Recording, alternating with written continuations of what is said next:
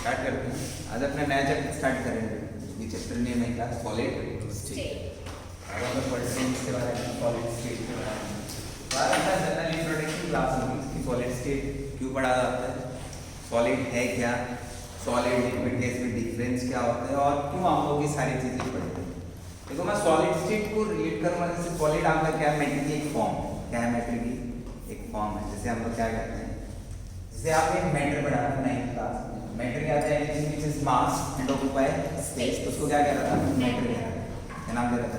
Matter. आप देखो इसी मैटर को आपने क्या किया, क्लासिफाई किया इसमें। जैसे आप कहते थे कि सर वो सॉलिड है, लिक्विड है या फिर गैस है, तो मैटर अलग अलग फेज में हो सकता है। जैसे टोटल जितनी भी आप चीजें पढ़ रहे हो मैटर से शुरू होंगी और मैटर पे खत्म होंगी। जैसे मैटर है, फिर मैटर से एनर्जी है और एनर्जी का कन्वर्जन है, ऐसे ही आपकी पूरी साइंस फ्लो करती है। तो यहाँ पे आपने लिक्विड सॉल्यूशन के बारे में पढ़ा, मैटर की एक स्टेट आपने लिक्विड सॉल्यूशन के बारे में पढ़ा, जो कि आपने क्या पढ़ा? सॉल्यूशन। चैप्टर था अपने पास क्या? सॉल्यूशन। 11th क्लास में आप लोग गैस स्टेट के बारे में प्रॉपर स्टडी करके आए हो। Gas state, state of matter आप पूरी पढ़ के आए हो। और अभी अपने पास क्या है? सॉलिड स्टेट, मैटर की थर्ड फॉर्म। यदि आप कंपटीशन और यूनिट तैयारी करते हो तो आपको तीनों फॉर्म आनी चाहिए, सॉलिड लिक्विड गैस कंबाइन मिला के क्वेश्चन पूछता है, क्योंकि मैटर की फॉर्म क्या है? मैटर की फॉर्म। अब देखो सॉलिड गैस लिक्विड जो हम लोग डिवाइड कर रहे हैं वो किस बेसिस पे डिवाइड कर रहे हैं, क्या क्या बेसिस रहता है? सॉलिड क्या होते हैं, लिक्विड क्या होते हैं, गैस क्या होते हैं, बेसिस क्या डिसाइड करते हैं? तो यहाँ पे आप लोग कहते हैं कि जो मैटर है, आप ऐसे लिख देते हैं कि made up of small particles. आप ऐसे लिख देते हैं कि matter is made up of small particle. और स्मॉल पार्टिकल लाइक क्या क्या हो सकते हैं सर? एटम हो सकते हैं, मैं कहता हूँ सर मॉलिक्यूल्स हो सकते हैं, और क्या हो सकते हैं सर? आयंस हो सकते हैं। हमने कहा कि जितने भी मैटर हैं वो स्मॉल पार्टिकल से मिलके बने होते हैं, और स्मॉल पार्टिकल का मतलब क्या सर? यहाँ पे एटम, मॉलिक्यूल एंड आयंस। अब इन एटम को आप बात करो, दो आपके पास दो एटम है, तो दो एटम एक मॉलिक्यूल फॉर्मेशन कर रहे हैं। क्या फॉर्मेशन कर रहे हैं? मॉलिक्यूल। तो उसके बीच में क्या होगा? कुछ ना कुछ अट्रैक्शन फोर्स होगा या नहीं होगा? तो यहाँ पे मैं कहता हूँ कि जो पार्टिकल के अट्रैक्शन फोर्स बेसिस पे, मैंने कहा कि एक पार्टिकल अपने पास ही है, दूसरा पार्टिकल ये है, और दोनों पार्टिकल के बीच में कुछ डिस्टेंस है। दो पार्टिकल है, particle A and particle B, और दोनों पार्टिकल के बीच में क्या कुछ डिस्टेंस है। तो उस डिस्टेंस को हम लोग नाम देते हैं क्या? Inter particle distance. क्या नाम दिया जाता है अभी? Inter particle distance. और ऐसे मैं कहता हूँ कि दो पार्टिकल के बीच में आप डिस्टेंस की बात कर दो, पार्टिकल 1 एंड पार्टिकल 2, तो दोनों पार्टिकल के बीच में कुछ ना कुछ अट्रैक्शन फोर्स भी होगा। यहाँ पे मैं क्या करता हूँ, मैटर को डिवाइड कर देता हूँ on the basis of attraction force. जैसे मैं कहता हूँ कि सर एक पार्टिकल है, सर अपने पास दूसरा पार्टिकल है, और दोनों पार्टिकल के बीच में क्या है? एक अट्रैक्शन फोर्स। क्या है? एक अट्रैक्शन फोर्स। मैंने कहा कि पार्टिकल ए एक पार्टिकल बी, दोनों के बीच में क्या है? एक अट्रैक्शन फोर्स। अब इसी अट्रैक्शन फोर्स के बेसिस पे मैटर को डिवाइड किया जाता है on the basis of attraction force. अब यहाँ से क्वेश्चन आया कि सर ये जो अट्रैक्शन फोर्स हम लोग डील कर रहे हैं वो इंट्रा है या फिर इंटर? डिफरेंस है थोड़ा सा। दो टाइप के अट्रैक्शन फोर्सेस होते हैं, या दो टाइप की डिस्टेंस आपकी होती है। एक आपकी होती है इंटर, एक होती है इंट्रा। इंट्रा हम लोग बात करते हैं एक ही मॉलिक्यूल में। किसमें बात करते हैं भाई? एक ही मॉलिक्यूल। मैं कहता हूँ एक ही मॉलिक्यूल में अट्रैक्शन फोर्स है, उसको आप कहोगे intra molecular attraction force, with in molecule. क्या बात कर रहा हूँ? With in molecule. और इन बिटवीन मॉलिक्यूल से तो आप क्या लिखोगे? इंटर। दो एटम के बीच में, दो पार्टिकल के बीच में तो इंटर। जो अट्रैक्शन फोर्स है वो आपका होगा इंटर पार्टिकल अट्रैक्शन फोर्स। क्या होगा भाई? Inter particle attraction force. उसी बेसिस पे आपने डिवाइड कर दिया सॉलिड है, लिक्विड और गैस है। मैं आपसे कहता हूँ कि दो पार्टिकल, एक पार्टिकल ये, दूसरा पार्टिकल ये, और दोनों पार्टिकल के बीच में जो गैप है वो बहुत ज्यादा है। गैप को क्या नाम दिया गया था? Inter particle distance. क्या है? बहुत ज्यादा है। और एक मैं कह रहा हूँ गैप थोड़ा सा कम कर दिया जाए, और एक गैप और कम कर दिया जाए। तीन कंडीशन में दे रहा हूँ। जैसे मैंने कहा कि गैप बहुत ज्यादा ले रहा था, गैप को थोड़ा सा कम किया और गैप को और कम किया, तो अलग अलग स्टेट आपके पास है। देखो गैप जितना ज्यादा कम हो रहा है तो अट्रैक्शन फोर्स बढ़ रहा है या घट रहा है? बढ़ रहा है। तो यहाँ पे अट्रैक्शन फोर्स सबसे ज्यादा होगा, तो इस स्टेट को हम लोग बोल रहे हैं सॉलिड स्टेट। जितनी भी आप स्टेट देख रहे हो सबकी सब क्या है? मोस्टली आप सराउंडिंग में देख रहे हो तकरीबन क्या है? सॉलिड। एक रीजन ये भी कि हम लोग सॉलिड को डिटेल स्टडी करते हैं, सॉलिड है। फिर उसके बाद मैं कहता हूँ थोड़ा सा गैप बढ़ गया तो अट्रैक्शन फोर्स है पार्टिकल का वो क्या हो जाएगा? कम हो जाएगा। तो स्टेट को हम लोग क्या नाम दे देंगे? लिक्विड। और अट्रैक्शन फोर्स और कम हो गया तो क्या नाम दे देंगे? गैस। तो यहाँ पे on the basis of attraction force, यदि मैं अट्रैक्शन फोर्स का ऑर्डर अरेंज करता हूँ तो आप कहते हैं सॉलिड पार्टिकल के बीच में अट्रैक्शन फोर्स क्या है, सबसे ज्यादा है। फिर किसमें होता है, लिक्विड, और फिर किसमें होता है, गैस। ऐसे हम लोग डिफ्यूजन की बात करते हैं, किसकी बात करते हैं, डिफ्यूजन। तो रेट ऑफ डिफ्यूजन किसमें ज्यादा होगा, गैस, फिर लिक्विड और फिर सॉलिड। डिफ्यूजन का बेसिक मतलब है मूव करना, तो सबसे ज्यादा मूवमेंट किसमें होगा, गैसेस पार्टिकल बाय, क्योंकि अट्रैक्शन फोर्स क्या है उनमें मिनिमम। फिर लिक्विड और फिर क्या होगा, सॉलिड। एक टर्म आती है यहाँ पे थर्मल एनर्जी। क्या टर्म आती है, थर्मल एनर्जी। देखो थर्मल का मतलब होता है हीट, एनर्जी मतलब एनर्जी, थर्मल मतलब हीट, एनर्जी मतलब एनर्जी। यहाँ पे मैं बात कर रहा हूँ कि आप सॉलिड पार्टिकल्स को मूव करा रहे हो, लिक्विड पार्टिकल को मूव करा रहे हो, और किसको मूव करा रहा हूँ, गैस पार्टिकल्स को मूव करा रहा हूँ। तो सबसे ज्यादा मूवमेंट किसमें होगा, गैसेस पार्टिकल किसमें होगा, और जो मूवमेंट से जो हीट प्रोड्यूस हो रही है, हीट रिलीज हो रही है, उसको क्या कहते हैं, थर्मल एनर्जी। तो सबसे ज्यादा किसमें होगी, गैस। यदि थर्मल एनर्जी की बात करता हूँ तो थर्मल एनर्जी आपको सबसे ज्यादा मिलती है किसमें सर, गैस में, फिर किसमें मिलती है, लिक्विड, और फिर किसमें, सॉलिड। सही। गैसेस पार्टिकल की थर्मल एनर्जी क्या होगी, ज्यादा, फिर लिक्विड और फिर क्या रहेगा, सॉलिड। सही। अब देखो यहाँ पे आप बात करो कि दो फैक्टर के बेसिस पे आप पूरी स्टेट को डिफाइन कर रहे हो। यहाँ पे मैं सॉलिड की बात करता हूँ। सॉलिड क्या होते हैं, जिनके अट्रैक्शन फोर्स क्या हो, बहुत ज्यादा हो, और थर्मल एनर्जी क्या हो, कम से कम हो, उनको आप क्या कह रहे हो, सॉलिड कह रहे हो। और जितने भी आप नियर बाय आप सॉलिड देख रहे हो, तो आप देख रहे हो उनकी शेप फिक्स मिलती है, वॉल्यूम फिक्स मिलती है, सब कुछ क्या मिल रहा है आपको, फिक्स मिलता है। इससे मैं कहता हूँ सॉलिड। आपको एक पार्टिकुलर शेप आपको उसकी दिख रही है, और क्या दिख रहा है आपको, उसकी फिक्स वॉल्यूम दिख रही है, जिसमें सारी चीजें क्या हो, मोस्टली चीजें क्या हो, डेफिनेट हो, उनको भी हम लोग क्या कहते हैं, सॉलिड कहते हैं। अब देखो ये तो आप बेसिक चीजें जो आप 9th में पढ़ के आओ, सॉलिड ये होता है, लिक्विड ये होता है, गैस ये होता है। बट क्वेश्चन क्या आता है कि जो ये पार्टिकल्स आप पढ़ रहे हो, अभी हम लोग इनको डिटेल स्टडी करेंगे, इन पार्टिकल्स को अरेंज किया जाता है, और अरेंज करके अलग अलग स्ट्रक्चर बनेंगे। जैसे रूम की आप बात करते हो, अलग अलग टाइप के रूम, बोर्ड की बात करता हूँ, अभी की बात करते हो, मार्कर की बात कर रहा हूँ, अलग अलग शेप दी जा रही है। कैसे दी जा रही है वो इम्पोर्टेंट है, कैसे उनको कनेक्ट करके एक पार्टिकल बनाया जाता है, जो कि आपका सॉलिड स्टेट टोटल स्टडी उसी बेसिस पे किया जाता है, समझते हैं। तो यहाँ पे सबसे पहले हम लोग बात करेंगे कुछ बेसिक चीजें कि सॉलिड कितने टाइप का होता है, किस बेस पे डिवाइड किया गया है। तो हम लोग सबसे पहले टाइप ऑफ सॉलिड के बारे में बात करेंगे, इसके बारे में, टाइप ऑफ सॉलिड, सॉलिड कितने टाइप का है, उसके बेसिस पे हम लोग डिवाइड करेंगे सॉलिड को। फिर टाइप के बाद मैं आपको पढ़ाऊंगा, एक बार सिलेबस देख रहे हैं, टाइप ऑफ सॉलिड के बाद, टाइप ऑफ सॉलिड के बाद मैं आपको क्रिस्टल लिटिस के बारे में पढ़ाऊंगा कि क्रिस्टल लिटिस क्या होते हैं। और क्रिस्टल लिटिस में एक छोटी सी यूनिट होती है जिसको हम लोग कहते हैं यूनिट सेल।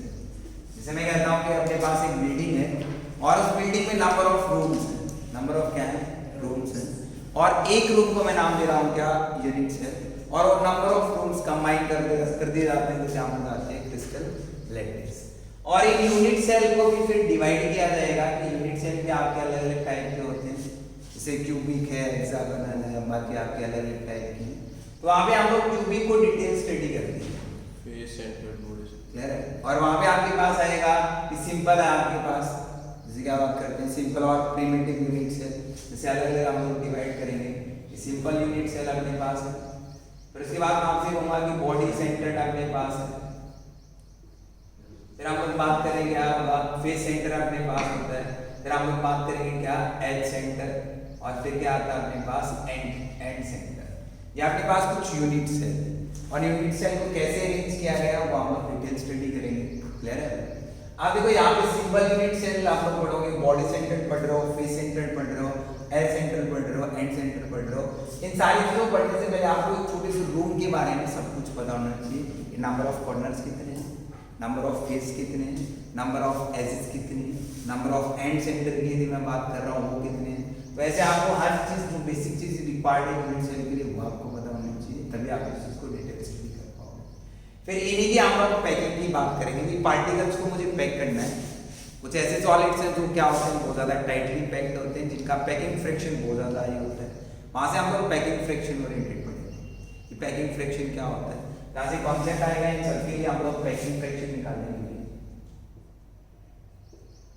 पैकिंग फ्रैक्शन निकालेंगे और जो पार्टिकल आपके पास है, जैसे मैं मैं कहता हूँ कि एक आपके पास यूनिट सेल है, सिंपल सा यूनिट सेल में ड्रॉ कर रहा हूँ, उसी बेसिस पे बता दूंगा क्या पढ़ना है क्या नहीं। जैसे आपके पास सिंपलेस्ट यूनिट सेल है क्यूबिक। अब यहाँ मैं कहता हूँ कि पार्टिकल कॉर्नर पे आपने ऐसे कॉर्नर पे लिखा, अब ये पार्टिकल कॉर्नर पे अब आपस में क्या होते हैं, टच में होते हैं, और यहाँ से लेके यहाँ जो डिस्टेंस होती है इसको आप एस लेंथ बोल रहे हो, क्या बोल रहा हूँ, एस लेंथ। और यहाँ से लेके यहाँ पर जो डिस्टेंस इसको आप ए बोल रहे हो, तो यहाँ से जो रेडियस निकालनी किसी एक एटम की, तो आप रेडियस निकाल सकते हो। Radius of particle find out करना तो निकाल सकता हूँ, क्या है यार, ए इक्वल टू किसके बराबर है, मान लो सीरीज इसमें 2 आर सिंपल केस। ऐसे हम लोग face center, body center, edge length और रेडियस के बीच में डिस्टेंस देखेंगे। ऐसे हम लोग रिलेशन देखेंगे किस किस का भी हम लोग रिलेशन देख रहे हैं, रेडियस और नियरेस्ट नेबर डिस्टेंस का। तो ये नियरेस्ट नेबर डिस्टेंस क्या होगी, एज लेंथ में रिलेशन क्या है, ऐसे आपको कुछ रिलेशंस बनेंगे और उन्हीं से आपका क्या आएगा, पैकिंग फ्रैक्शन कि मैक्सिमम कितना पैक हुआ है, 75% है, 74 है, 64% है, 54% है। ऐसे आपके अलग अलग क्या आएंगे, पैकिंग फ्रैक्शंस है, क्या आएंगी, पैकिंग फ्रैक्शन। और उसके बाद अपने पास क्या आ जाते हैं, कुछ डिफेक्ट, और अपना चैप्टर क्या हो जाता है, फिनिश हो जाता है।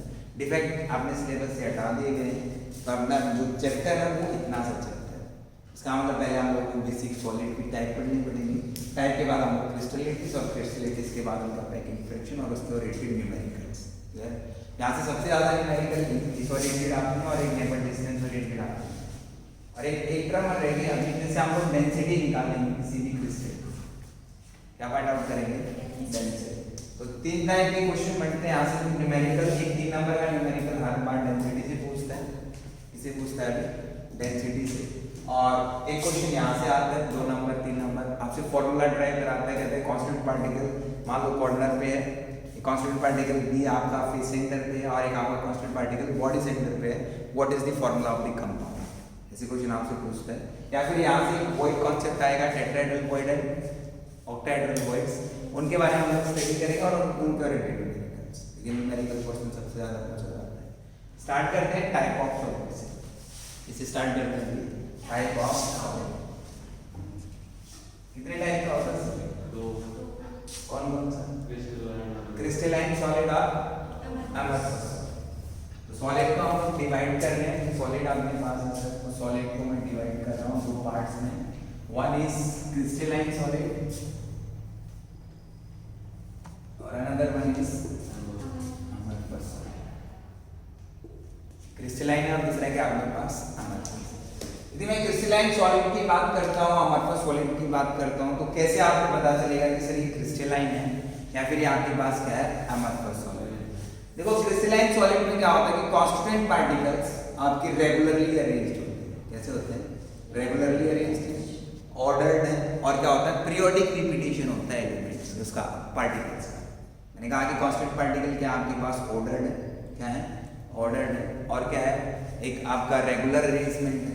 किसकी बात कर रहा हूँ, कांस्टेंट पार्टिकल्स। देखो मैंने कहा कि अपने पास कुछ पार्टिकल्स है, जैसे मैं कह रहा हूँ कि ए या बी, आपके पास कुछ पार्टिकल्स की बात कर रहा हूँ, यहाँ पे मैं एटम लेके चल रहा हूँ, आपके पास कुछ पार्टिकल, ऐसे आपका क्या बनता है, सॉलिड बनता है,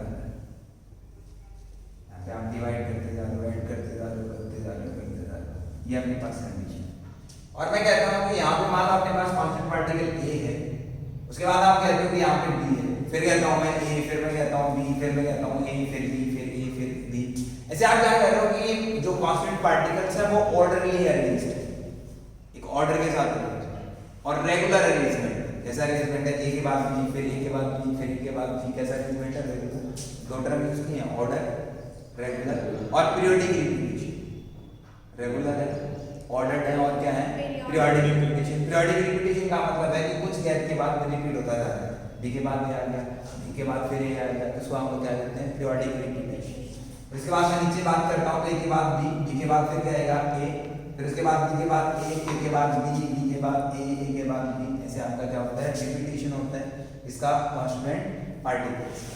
ऑर्डर्ड होंगे और क्या होगा, पीरियोडिक अरेंजमेंट होगा और रेगुलर होगा, तो उस टाइप की सॉलिड को क्या नाम दे देंगे, क्रिस्टलाइन सॉलिड। देखो इसी के बेसिस पे आपकी सारी प्रॉपर्टीज डिफाइन होंगी क्रिस्टलाइन सॉलिड की, जो कि आप लोग आगे पढ़ेंगे अभी। उसके बाद हम लोग बात करते हैं अमरफस सॉलिड, इसकी बात करते हैं अमरफस सॉलिड। अब देखो अमरफस सॉलिड जो आपके पास है वो क्या होता है, इसका उल्टा करता है, मतलब जो कांस्टेंट पार्टिकल आप अरेंज कर रहे हो वो ऑर्डर्ड ना हो, रेगुलर ना हो और क्या हो, पीरियोडिक अरेंजमेंट ना हो, तो उस टाइप के सॉलिड को क्या नाम दिया जाता है, अमरफस सॉलिड। मतलब क्या है सर, ऑर्डर्ड, रेगुलर और इन सब का कि कैसे अरेंज नहीं है। जैसे मैंने कहा कि जैसे अपने पास कुछ कॉन्स्टिट्यूएंट पार्टिकल्स, जैसे अपने पास कॉन्स्टिट्यूएंट पार्टिकल क्या है, अरेंज्ड है, ये ऐसे अरेंज दिखा रहा है। यहाँ पे आप कह रहे हो कि सर स्टार्टिंग में मान लो आपके पास पार्टिकल ये था, उसके बाद मुझे ये नहीं पता कि नेक्स्ट पार्टिकल क्या होगा। जैसे आप यहाँ पे क्या पा रहे थे, जैसे ए पार्टिकल है स्टार्टिंग में, तो नेक्स्ट पार्टिकल बी होगा, बी के बाद ए के बाद बी, बी के बाद ए के बाद बी। आपको पता है पैटर्न आपको किसका पता है, पैटर्न आपको पता है कि इसके बाद क्या है, नेक्स्ट एलिमेंट क्या होगा, वो आपको पता है, इसलिए आपने इसको नाम दिया ऑर्डर्ड है, रेगुलर और पीरियोडिक अरेंजमेंट। बट मैं यहाँ पर सॉलिड की बात करता हूँ, मुझे ये पता है कि इसके बाद क्या है, कोई भी ऑर्डर नहीं, रेगुलर नहीं और कोई भी पीरियोडिक अरेंजमेंट नहीं। तो यहाँ पे ए भी आ सकता है सर, बी भी आ सकता है, ए आ सकता है, बी आ सकता है, ऐसे आपके कोई भी डेफिनेट अरेंजमेंट नहीं होगा, कुछ भी आ सकता है, ऑर्डर्ड अरेंजमेंट नहीं है कांस्टेंट पार्टिकल का। आपको नहीं पता कि नेक्स्ट एलिमेंट क्या होगा, ऐसी कुछ आपकी बात है उसको आप लोग कहेंगे क्या, अमरफस सॉलिड। अब देखो यहाँ से क्रम आते हैं, लॉन्ग रेंज ऑर्डर, एक क्रम आते हैं शॉर्ट रेंज ऑर्डर। हम लोग दो बेसिक क्रम पढ़ते हैं, एक लॉन्ग रेंज और एक क्या आती है, शॉर्ट रेंज। तो समझते हैं कि इस लॉन्ग रेंज का मतलब क्या है और शॉर्ट रेंज का मतलब क्या है। मैंने कहा कि जो कांस्टिट्यूएंट पार्टिकल, जो आप ये कांस्टिट्यूएंट पार्टिकल ले रहे हो ए एंड बी, यदि वो रिपीट होते जाए दूर तक, मतलब एक लॉन्ग रेंज तक, कहां तक भाई, लॉन्ग रेंज। जैसे मैंने कहा कि A B A B A B A B A B ऐसे जा रहा है, यहाँ पे A B A B A B A B ऐसे जा रहा है, तो कैसा अरेंजमेंट होगा, लॉन्ग या शॉर्ट, लॉन्ग रेंज। तो यहाँ पे मैं कहता हूँ कि यहाँ के पास कांस्टिट्यूएंट पार्टिकल अरेंजमेंट होगा वो लॉन्ग रेंज ऑर्डर का होगा, कैसा होगा अभी, लॉन्ग रेंज ऑर्डर।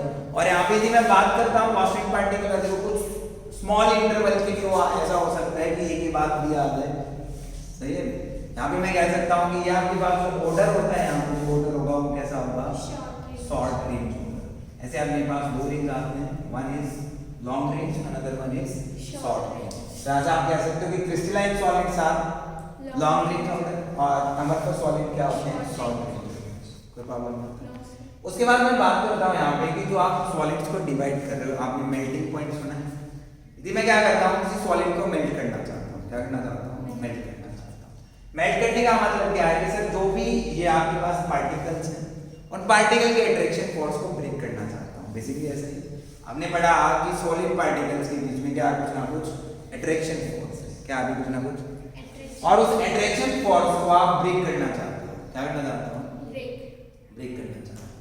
और अट्रैक्शन फोर्स, जब सारे अट्रैक्शन फोर्स ब्रेक हो जाते हैं पार्टिकल के, तो पार्टिकल क्या हो जाता है, मेल्ट हो जाता है, सॉलिड क्या हो जाएगा, मेल्ट हो जाएगा।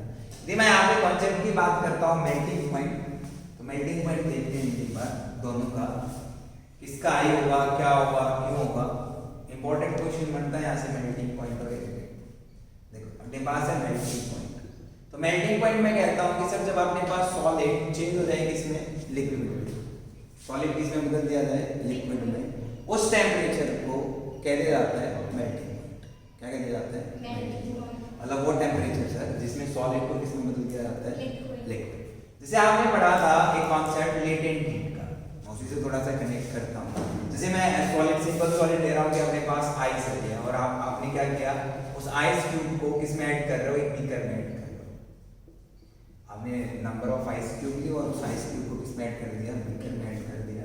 और यहाँ पे आपने क्या लगा दिया, थर्मामीटर लगा दिया। क्या लगा दिया, थर्मोमीटर। अब यहाँ से आप थर्मोमीटर में टेम्परेचर ऑब्जर्व कर रहे हो, तो आपने टेम्परेचर कितना मिलेगा, 0 डिग्री सेंटीग्रेड, 0 सेल्सियस, कितना मिला, 0 सेल्सियस। अब आप नीचे से क्या कर रहे हो, इसको हीट करना स्टार्ट कर रहे हो। नीचे से क्या करना स्टार्ट कर रहा हूँ, हीट के बराबर, मतलब हीट देने का मतलब क्या, टेम्परेचर दे रहे हो, क्या दे रहा हूँ, यहाँ से आपने टेम्परेचर दिया। अब देखो आप बाहर से टेम्परेचर बढ़ा रहे हो, बाहर से क्या कर रहा हूँ, टेम्परेचर बढ़ा रहा हूँ, और मैं टेम्परेचर बढ़ाता गया, बट टेम्परेचर राइज नहीं हो रहा है। यहाँ पे 0 डिग्री सेंटीग्रेड था, 0 डिग्री सेंटीग्रेड ही रहा। मैंने कहा कि मैं यहाँ पे टेम्परेचर दे रहा हूँ, क्या दे रहा हूँ, टेम्परेचर दे दो। टेम्परेचर आपने दिया मतलब हीट आप दे दो, और क्या हो रहा है कि आइस आपकी मेल्ट होती जा रही है, आइस क्या होती जा रही है, मेल्ट। और यहाँ पे आप टेम्परेचर ऑब्जर्व कर रहे हो, टेम्परेचर चेंज ही नहीं हो रहा। इसका मतलब हीट कहीं ना कहीं तो गई, इसका मतलब हीट कहीं ना कहीं छुपी हुई है, इसको हम लोग कह रहे हैं हिडन हीट। क्या नाम दे रहे हैं, हीटर। तो वो हीट यूज होती है, जैसे मैंने कहा कि सॉलिड पार्टिकल्स से पास है, सॉलिड पार्टिकल्स क्या है, पास है, और इनके बीच में जो ये अट्रैक्शन फोर्स है, उस अट्रैक्शन फोर्स को ब्रेक किया जाता है। क्या किया जाता है, अट्रैक्शन फोर्स को ब्रेक किया जाता है, और अट्रैक्शन फोर्स को ब्रेक करके इन पार्टिकल को दूर दूर भेजा जाता है। जैसे मैंने कहा कि इन पार्टिकल्स को क्या किया, दूर दूर भेज दिया। सही है।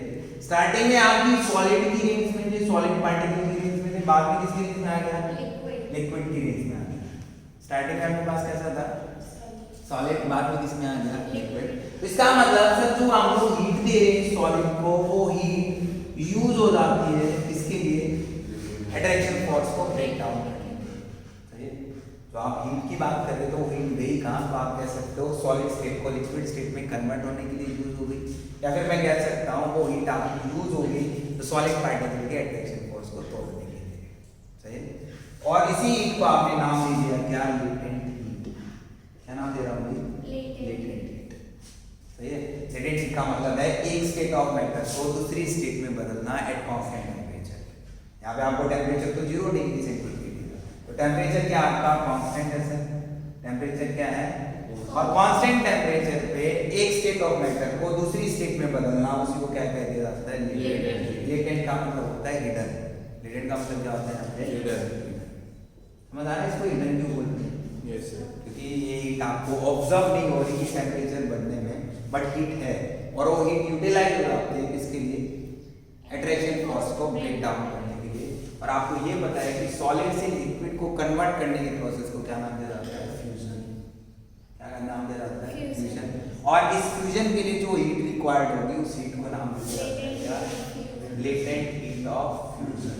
तो यहाँ से कॉन्सेप्ट आया लेटेंट हीट ऑफ फ्यूजन। और उसमें लेटेंट हीट ऑफ फ्यूजन को समझता हूं फॉर क्रिस्टलाइन सॉलिड, और मैं समझता हूं किसके लिए, फॉर अमरफस सॉलिड। दो सॉलिड अपने पास है, one is crystalline, another one is amorphous. यदि आप क्रिस्टलाइन सॉलिड की बात करते हो लेटेंट हीट की, तो क्या होगा कि सेम टाइप अट्रैक्शन फोर्स है। देखो आपके पास दो टाइप के पार्टिकल है, इसे समझो कि सर दो टाइप के पार्टिकल है, ए और बी। अपने पास ए बी पीरियोडिक रिपीटेशन है सर, और यहाँ पे मैं कहता हूँ इनके बीच में अट्रैक्शन फोर्स है इस टाइप के सॉलिड में। और जितना भी आप सॉलिड की, जितने भी सॉलिड आपके पास सॉलिड पार्टिकल्स है, सब में सेम टाइप अट्रैक्शन फोर्स है, सब A B type attraction force होगा। अब आप क्या कर रहे हो, इस अट्रैक्शन फोर्स को ब्रेक कर रहे हो। क्या कर रहा हूँ, और ब्रेक कर रहा हूँ, ब्रेक करके क्या दे रहा हूँ, कुछ टेम्परेचर। अब मैं कहता हूँ कि एक फिक्स टेम्परेचर पे आते हैं, जिस पे आप एक फिक्स टेम्परेचर पे आते हैं कि सारे अट्रैक्शन फोर्स क्या हो जाएंगे, ब्रेक हो जाएंगे। क्या हो जाएंगे, ब्रेक हो जाएंगे। और उसी फिक्स टेम्परेचर को आप क्या नाम दे रहे हैं, मेल्टिंग पॉइंट। जो आपको फिक्स टेम्परेचर मिल रहा है, तो यहाँ पे आपको मिलेगा कैसा, 7। कैसा मिलेगा अभी, 7। सही है, कैसा मिलेगा, 7। वाई 7, समझ आ रहा है? क्योंकि सर जितने भी आपके पास पार्टिकल हैं ए बी करके, सब में same type of attraction force है, और सबका अट्रैक्शन फोर्स एक साथ टूट रहा है। उसके लिए जो हीट लग रही है उसको लेटेंट हीट ऑफ फ्यूजन बोल रहा हूँ। क्या बोल रहा हूँ, लेटेंट हीट ऑफ फ्यूजन। तो यहाँ पे लेटेंट हीट ऑफ फ्यूजन आपको क्या मिलेगी, फिक्स मिलेगी, कांस्टेंट मिलेगी। और यहाँ पे मैं कहता हूँ उसका मेल्टिंग पॉइंट है वो आपको कैसा मिलेगा, 7 मिलेगा। ऐसा मिलेगा 7 मेल्टिंग पॉइंट। समझ आ रहा है ऐसा क्यों? क्योंकि आपकी सॉलिड पार्टिकल एक साथ मिलते हैं। चलो देखिए मैंने आपको ये कॉन्सेप्ट बताया कि सर आइस को मैं लिक्विड में कन्वर्ट कर दूं। आपको ये टेम्परेचर बढ़ता हुआ कब तक ऑब्जर्व नहीं होगा, जब तक वो पूरी की पूरी आइस को किसमें कन्वर्ट ना हो जाए, वाटर में कन्वर्ट ना है। जैसे वाटर में कन्वर्ट हो गया, वाटर में कन्वर्ट होने के बाद फिर से हीट होगी, तब आपको टेम्परेचर ऑब्जर्व होगा। क्योंकि यहाँ पे जितने भी अट्रैक्शन फोर्स थे सर, सारे अट्रैक्शन फोर्स को किसमें बदल गया, वो लिक्विड में बदल गया। और उस अट्रैक्शन फोर्स को तोड़ने के लिए आपको कुछ हीट देनी पड़ी, और उस हीट को हमने नाम दे दिया लेटेंट हीट ऑफ फ्यूजन। सही। इसी चीज को आप ग्राफ के साथ भी समझ सकते हो। कैसे ग्राफ से समझते हैं, इसको एरेज कर दो, ग्राफ से समझते हैं।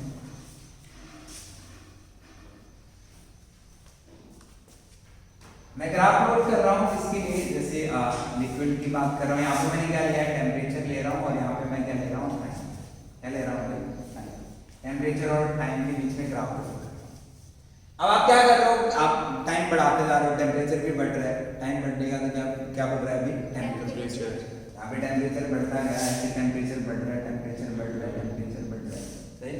और टेम्परेचर बढ़ रहा है, अट्रैक्शन फोर्स टूट रहे हैं, अट्रैक्शन फोर्स टूट रहे हैं। और यहाँ पे आप कह रहे हो कि सर इस टाइम के साथ एक कंडीशन ऐसी आएगी, एक टेम्परेचर ऐसा आएगा जिस टेम्परेचर पे सॉलिड मेल्ट होना शुरू हो जाएगा। फ्रिक्शन फोर्स टूटते जा रहे थे, टाइम के साथ टेम्परेचर बढ़ता जा रहा था, टेम्परेचर बढ़ता गया, टेम्परेचर बढ़ता गया। एक कंडीशन ऐसी आई जब आपके अट्रैक्शन फोर्स टूटने स्टार्ट हो, क्या हो गए? टूटने स्टार्ट हो। और टेम्परेचर को आपने नाम दे दिया क्या? Melting point. उस पॉइंट को आपने क्या नाम दे दिया? Melting point. फिर आप ऑब्जर्व कर रहे हो कि आप फिर कितना भी टेम्परेचर बढ़ा लो, आप कह रहे हो कि कितने भी टाइम तक आप उसको रखे रहो, आप हीट देते जा रहे हो, देते जा रहे हो, आपका टेम्परेचर क्या हो जाता है? कांस्टेंट हो जाता है। टेम्परेचर क्या हो गया? कांस्टेंट। यहाँ पे आपका टेम्परेचर क्या हो गया सर? कांस्टेंट। और टेम्परेचर कांस्टेंट था किसी केस में, केस ऑफ लेटेंट हीट। तो इसका मतलब यहाँ पे अट्रैक्शन फोर्स टूटते जा रहे हैं, टूटते जा रहे हैं, टूटते जा रहे हैं। एक कंडीशन ऐसी आएगी जब सारे अट्रैक्शन फोर्स टूट जाएंगे और आपका solid completely change into liquid. Solid completely किस में चेंज हो जाएगा? लिक्विड। सर यहाँ पे अपने पास टोटल सॉलिड था, यहाँ पे आपके पास क्या था? अभी सॉलिड है। और यहाँ पे मैं बात कर रहा हूँ सर सॉलिड और लिक्विड दोनों है। अपने पास सॉलिड भी और क्या भी है? लिक्विड भी। और यहाँ पे मैं बात कर रहा हूँ क्या है? अपने पास लिक्विड। ऐसे आपने समझा कि जैसे जैसे आप टेम्परेचर बढ़ाते जाते हो तो टेम्परेचर बढ़ाने से क्या हुआ कि सॉलिड की जो अट्रैक्शन फोर्सेस हैं, ये अट्रैक्शन फोर्स की जो आप बात कर रहे हो वो ब्रेक होने स्टार्ट हो गए किसी पॉइंट पे, किसी टेम्परेचर पे। तो आपने कहा कि उस पॉइंट को आपने नाम दे दिया मेल्टिंग पॉइंट। फिर वो टूटता रहेगा, मतलब सॉलिड लिक्विड दोनों चीज आपकी एग्जिस्टेंस पैरेलली चलती रहेंगी एट कांस्टेंट टेम्परेचर पे। उसको आपने नाम दे दिया क्या? Latent heat of fusion. मतलब वो टेम्परेचर, मतलब एट कांस्टेंट टेम्परेचर जब एक स्टेट ऑफ मैटर को किसमें बदला जाए? दूसरी स्टेट ऑफ मैटर में, उसका नाम दिया जाता है लेटेंट हीट। अब यहाँ पे हम बात करें सॉलिड एंड लिक्विड मिक्सचर है, फिर यहाँ पे आपके पास क्या आएगा? आपका लिक्विड। क्लियर है? ये क्या है? इसलिए आपको पता चलता है एक फिक्स पॉइंट आपको दिखेगा और इसलिए मैंने वहां लिखा क्या? Sharp melting point. क्या लिखा? Sharp melting point. कोई प्रॉब्लम नो सर। इसकी कूलिंग कर्व आप बना सकते हो। यदि मैं इसको कूल करता हूं, जैसे आप पढ़ने की बुक लिखिए, यदि मैं इसकी कूलिंग कर्व तो मैं क्या करता हूं? इसी को उल्टा करता हूं। लिक्विड आ रहा है, क्या आ रहा है? लिक्विड। फिर आप सॉलिड लिक्विड में आएगा और फाइनली क्या मिल जाएगा? सॉलिड। टेम्परेचर है यहाँ पे और यहाँ पे क्या दे रहा हूँ? टाइम दे रहा हूँ। सही है? यहाँ आपकी कूलिंग कर क्या है? कूलिंग। स्टार्टिंग में आपने क्या किया? लिक्विड को कूल करना स्टार्ट किया, टेम्परेचर घटता जा रहा है, घटता जा रहा है। कंडीशन ऐसी आएगी जब लिक्विड सॉलिड में कन्वर्ट होना शुरू हो जाएगा तो वहाँ पे सॉलिड लिक्विड आपको दोनों मिलेंगे। फिर एक कंडीशन ऐसी आएगी पूरा लिक्विड कन्वर्ट हो जाएगा इनटू सॉलिड। सही है? प्रॉब्लम। उसके बाद नेक्स्ट यदि मैं बात करूं किसकी? For amorphous solid. किसकी बात कर रहे हैं? For amorphous solid. The amorphous solid की बात करता हूं। क्या अमरफस सॉलिड का जो अब मेल्टिंग पॉइंट की बात कर रहे हो वो शार्प मिलेगा या हमको ग्रेजुअल आपका मैं कैसा शार्प मिलेगा? ग्रेजुअली। ऐसा क्यों? क्योंकि सर उसमें आने का डिस्ट्रीब्यूशन है। जैसे आप कहते हो कि आपको कुछ पता ही नहीं, हम कह रहे हैं यहां पे आपके पास पार्टिकल्स है और वो पार्टिकल की हमको पता ही नहीं इसके बाद क्या होगा। कोई भी इक्वल अट्रैक्शन फोर्सेस है, मान लो इसमें कुछ अट्रैक्शन, जैसे मैंने कहा कि ये पार्टिकल के बीच में कुछ अट्रैक्शन फोर्स है, मैंने कहा कि उधर मान लो आपके पास एक ही टाइप के अट्रैक्शन फोर्स है, तो दो अलग अलग टाइप के अट्रैक्शन फोर्स एग्जिस्टेंस में है। या फिर मैं क्या बीबी टाइप का आपके पास अट्रैक्शन फोर्स है, जैसे आपके पास दो तीन टाइप के क्या है अट्रैक्शन फोर्सेस है। ये किसी टेम्परेचर पे टूट रहा होगा, ये किसी टेम्परेचर पे टूट रहा होगा और इसके लिए टेम्परेचर कुछ डिफरेंट लग रहा होगा। आप क्या करते हो? जितने भी अमरफस सॉलिड में हम लोग एग्जांपल देते हैं, जितने भी ग्लास होते हैं, जितनी भी प्लास्टिक होती है, वो सब के सब किसके एग्जांपल है? Amorphous solid. इसके एग्जांपल है। अब आप क्या करते हो? किसी भी प्लास्टिक बोतल को लो और उसको हीट करना शुरू करो। क्या किसी एक पार्टिकुलर टेम्परेचर पे आते ही वो मेल्ट होगा या जैसे जैसे टेम्परेचर बढ़ता जा रहा है वो सिकुड़ता रहेगा? क्लियर है? तो यहाँ पे हम लोग लिखते हैं, जैसे मैं अमरफस सॉलिड के लिए बात करता हूँ तो अमरफस सॉलिड के लिए हम लोग कभी लिखेंगे कि क्या होगा? Melt gradually. क्या लिखेंगे? उसका कोई भी शार्प मेल्टिंग पॉइंट नहीं होगा, तो आप मान सकते हो कि अमरफस सॉलिड क्या होंगे? Melt gradually. जैसे यदि ग्राफ से समझें, सर आपके पास क्या है? यहाँ पे टेम्परेचर है, यहाँ पे मैं क्या ले रहा हूँ? टेम्परेचर ले रहा हूँ और यहाँ पे क्या ले रहा हूँ? टाइम ले रहा हूँ। सही? क्या ले रहा हूँ? टेम्परेचर और टाइम। अब आप क्या कर रहे हो? ऐसे टेम्परेचर बढ़ाते जा रहे हो टाइम के साथ, टेम्परेचर बढ़ाता जा रहा हूँ किसके साथ? टाइम के साथ। तो आप ऑब्जर्व कर रहे हो कि ऐसे आपके पास कोई भी फिक्स या डेफिनेट टेम्परेचर आपके पास नहीं आ रहा है, कोई भी आपके पास फिक्स और डेफिनेट टेम्परेचर नहीं आ रहा। अब बढ़ाते जा रहे हो तो क्या होता जा रहा है, वो मेल्ट होता जा रहा है। इसलिए आप यहाँ पे लिखते हो कि amorphous solid melt brazenly with time. Clear है? आपके पास कोई भी एक सार मेल्टिंग पॉइंट आपके पास नहीं है। क्लियर है? कोई प्रॉब्लम? इतना है। बाकी हम लोग नेक्स्ट क्लास में